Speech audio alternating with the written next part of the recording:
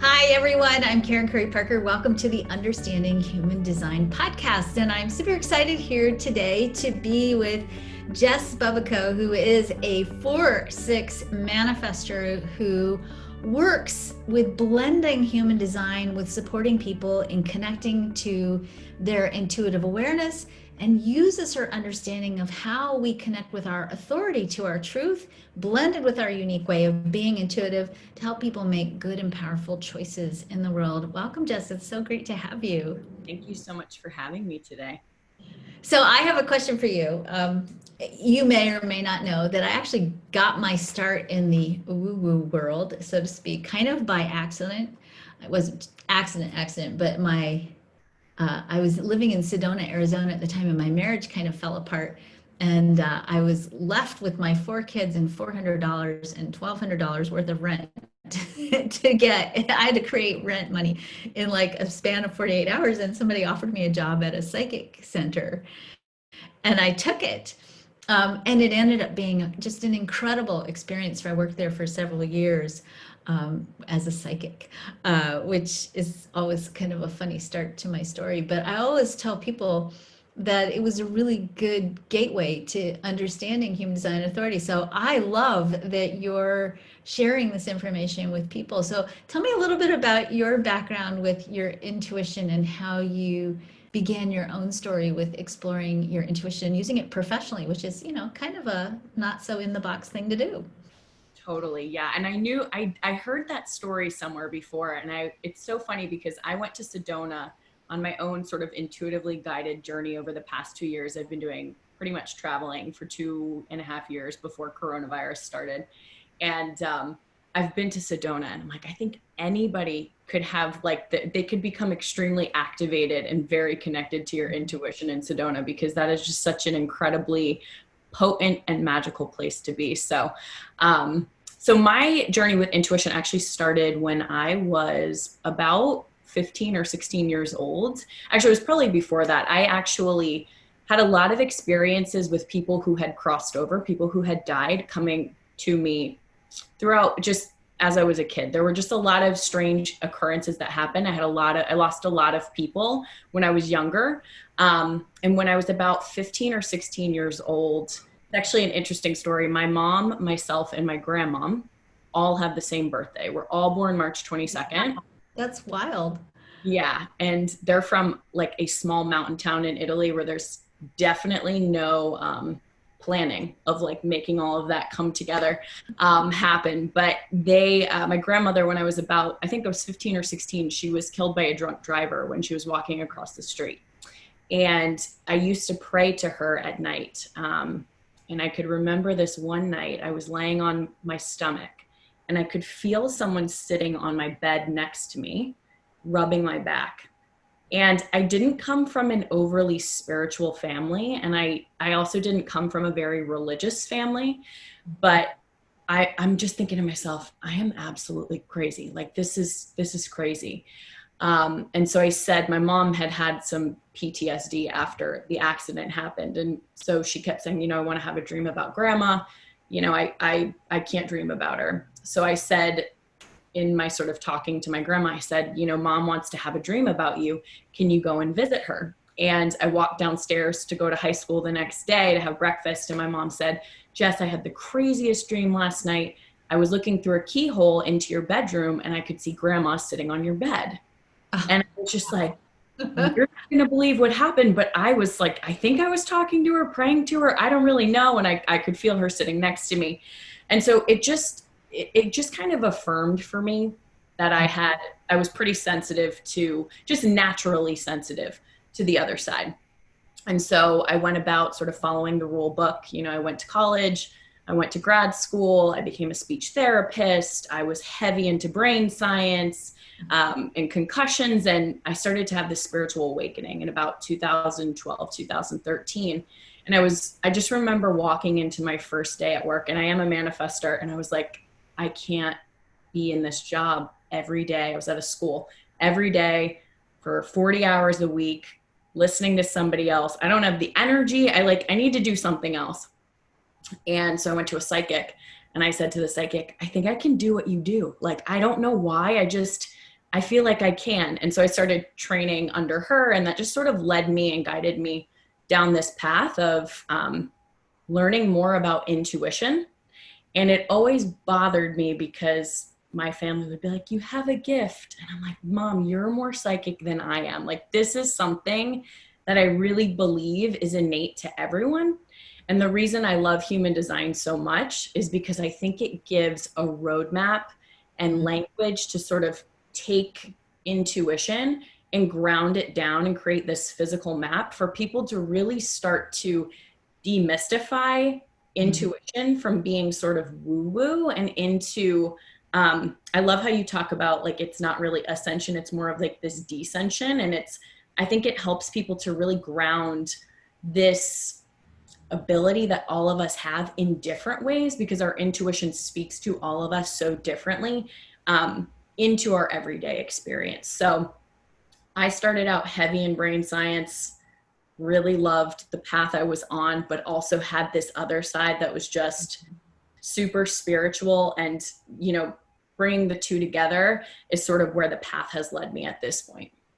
That's beautiful. You know, I especially love what you're doing because I think it offers a lot of healing within the traditional human design community itself. Ra actually used to teach that there is no such thing as intuition, that any outside knowing beyond using your strategy is just conditioning. And I had this conversation with him about this probably maybe 3 or 4 years into my own studies and my own learning with Ra and working with it with the company and Sedona that I work with. It was a Human Design America. And I was devastated to think I had been working as this psychic using what felt like my intuitive abilities to really, you know, I think genuinely help people. I felt like what came through and the mediumship information that came through was oftentimes extremely healing for people. And I think we had a lot of big healings that happened in our office. And then to be told, oh, well, that doesn't really exist, you're just making it up, basically, for me was just devastating. And it took me probably about, I would say, 10 years to come back around and say, wait a minute, maybe that's not right. And maybe there's something more going on in the chart. So people always want to know, how am I psychic? Tell me how my intuition works. What's your starting point when you're looking at a chart and you're talking to someone about helping them understand how their intuition works? Yeah, that's a great question. And it's so interesting you say that, just to sort of touch on what you just spoke about, because I've had similar situations, and that has, for me, sort of, it's triggered a lot of my own, I think, trauma to come up from, whether it's past life trauma or, you know, whatever it may be, even from being sort of, you know, I called my best friend, if she's listening to this, I called her and I said to her, Alex, you're never going to believe this, but I'm starting to work as an intuitive. Like, I'm starting to do mediumship. And we're like, she's like my sister. So she basically said to me, you were always weird. Of course, like, come on, we always knew you were weird, right? And it was amazing that she said that. And it also triggered that little bit of, you know, that same question where it's like, is this true? You know, am I just making it up? Whatever it may be. And I truly believe that we are consciousness embodied in form. And sometimes if we're all consciousness embodied in form, you know, sometimes that consciousness is going to come through someone else, whether it's them being able to receive a message for us or, you know, whatever it may be. So I could relate to what you're saying about your experience with Ra. And a teacher of mine always said, you know, God works through people, and we're all people and we're all consciousness. So sometimes the message just comes through someone else or something else.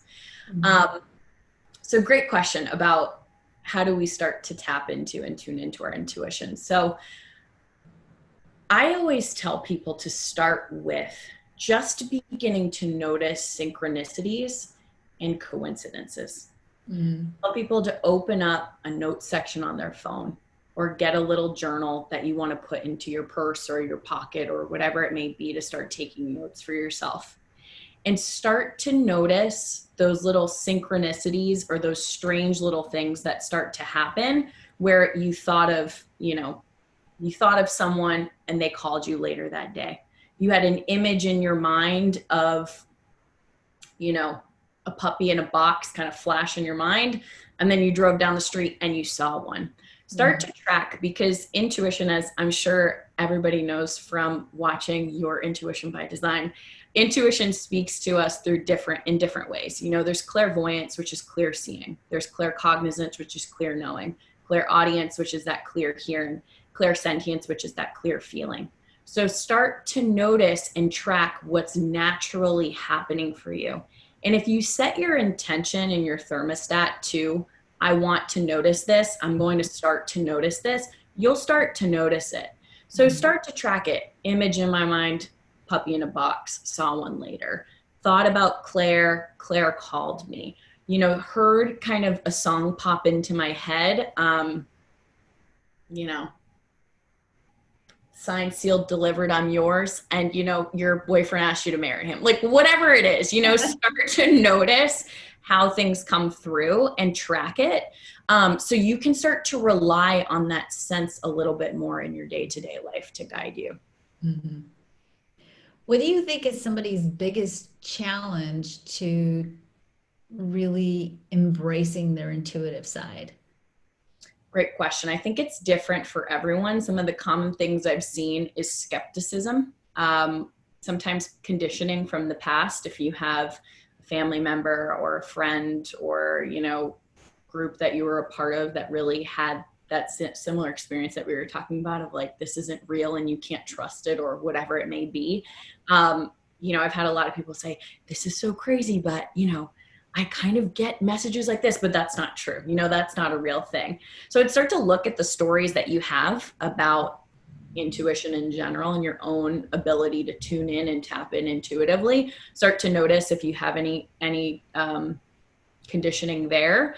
And then misunderstanding would be another one, I would say, because a lot of people I find think it's your intuition is going to come through in a very clairvoyant way, is a way that I see a lot of people thinking it happens. You know, it's not always going to be like the sixth sense. You know, I see dead people and you see them walking around. That might be the way that it happens for you, but often intuition is extremely subtle. It can be very neutral. And it speaks to a lot of people in very different ways, particularly people who are very claircognizant, who just know and they don't know how they know, they just know. I find tend to not trust it as much because there wasn't an image or a sign or, you know, how do you know? It's kind of, what is it? The gate, I think the gate 57. I find most people with the gate 57 are like, I don't know how I know, I just know, and they don't often trust it. So I would say those are two major ones. Cool. So you have a program coming up. You want to tell us a little bit about it?